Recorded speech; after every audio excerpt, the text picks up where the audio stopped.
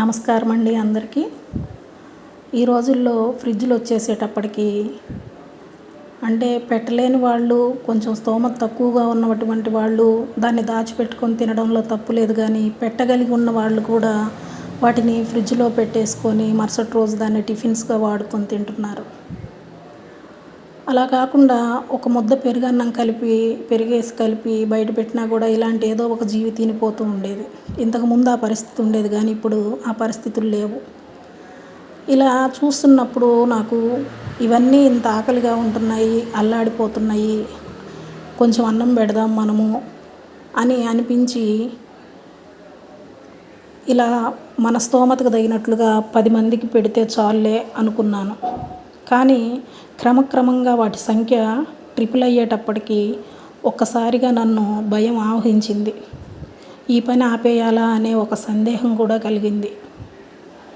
2 months videos తీయకుండా చేసిన ఈ సర్వీస్ని ఇక ఆపడం ఇష్టం లేక తప్పదు అనుకొని యూట్యూబ్లో పెడితే ఎవరైనా సరే వ్యూస్ ద్వారా, సబ్స్క్రిప్షన్స్ ద్వారా సపోర్ట్ చేస్తారు, అది మనకి ఫైనాన్షియల్గా హెల్ప్ అవుతుంది అని అనుకున్నానే కానీ ఒకవైపు ఏదో సందేహం నాకు, మనం సక్సెస్ అవుతామా లేదా అని.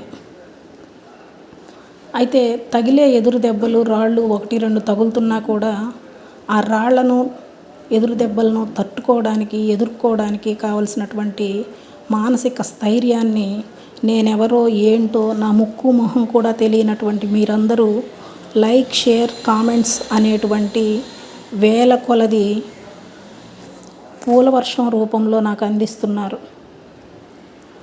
మీరందరూ చెప్పేంత వరకు కూడా నేను చేస్తున్నది ఒక గొప్ప పని అని నేను అస్సలు అనుకోలేదండి.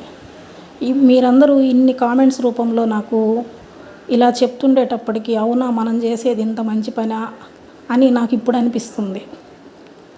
మనసు ఉంటే మార్గం ఉండకపోదా, చేయాలనే తపన ఉంటే దేవుడు దారి చూపకపోడా అనుకున్నానే కానీ ఫైనాన్షియల్ సపోర్ట్ కంటే కూడా 1000 రెట్ల మానసిక ధైర్యాన్ని మీరు నాకు అందిస్తున్నారు. మనలో ఏం దాగుందో మనకు తెలియదు. ఒక్కోసారి అది కాలానుగుణంగా బయటకు వస్తుంది. నేను ప్రతి ఒక్కరికి చెప్పేది అదే. ఈరోజున్న పరిస్థితి రేపు ఉండదు. ఈరోజు తగిలిన రాళ్ల దెబ్బలు రేపు తగలకపోవచ్చు. రేపు ఈ రాళ్ల దెబ్బలే పూల వర్షంగా మారచ్చు. అప్పటి వరకు మనం వెయిట్ చేయాల్సిందే.